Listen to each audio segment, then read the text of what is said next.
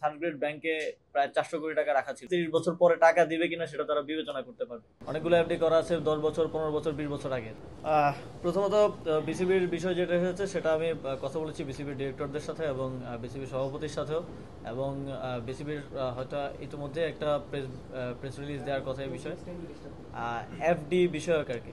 তো আমাদের মন্ত্রণালয়ে বিভিন্ন প্রতিষ্ঠানে এফডি আছে। তো এফডি গুলা যখন অনেকগুলো এফডি করা আছে 10 বছর, 15 বছর, 20 বছর আগে, তা আপনারা জানেন তখন যেই রেট ছিল, কোথাও 5%, কোথাও 6-7% ইন্টারেস্ট রেট ছিল।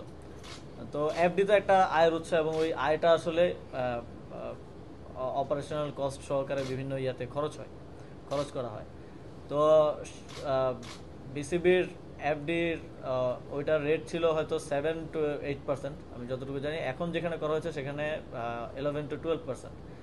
এবং যেই ব্যাংকগুলো থেকে অর্থটা আসলে অন্য ব্যাংকে ট্রান্সফার করা হয়েছে, ওই ব্যাংকগুলো বাংলাদেশ ব্যাংকের মানে হলুদ সংকেতমূলক ব্যাংক ছিল, মানে যেগুলো ঝুঁকিপূর্ণ ব্যাংক।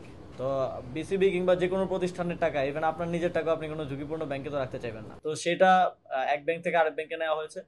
তবে সেক্ষেত্রে বিসিবির অভ্যন্তরীণ যেই আসলে প্রসেস বা যেই নিয়ম, সেটা কোনোভাবে ভঙ্গ করা হয়েছে কিনা সেটা আমরা দেখব। বিসিবিতে একজন ফাইন্যান্স ডিরেক্টর আছেন, এই ক্ষেত্রে ফাইন্যান্স ডিরেক্টরের মতামত নেওয়া হয়েছে কিনা বা তার অ্যাপ্রুভাল ছিল কিনা, সেখানে কোনো প্রকার স্বেচ্ছাচারিতা হয়েছে কিনা সেটা আমরা দেখব। তবে অর্থটা এক ব্যাংক থেকে আরেক ব্যাংকে ট্রান্সফার করা কিংবা ঝুঁকিপূর্ণ ব্যাংক থেকে ট্রান্সফার করা, আমি বলবো যে এটা ভালো উদ্যোগ। এবং আমাদের একটা আপনারা জানেন যে আগের সরকারের সময় শুধুমাত্র ভালো সম্পর্কের প্রেক্ষিতে একটা থার্ড গ্রেড ব্যাংকে প্রায় 400 কোটি টাকা রাখা ছিল, এবং ওইখান থেকে একটা বড় অংশের টাকা আমরা কখনো পাবো কিনা আমরা জানি না। ব্যাংক থেকে আমাদেরকে বলছে যে 30 বছর তারা কোনো ইন্টারেস্ট দিতে পারবে না, 30 বছর পরে টাকা দিবে কিনা সেটা তারা বিবেচনা করতে পারবে।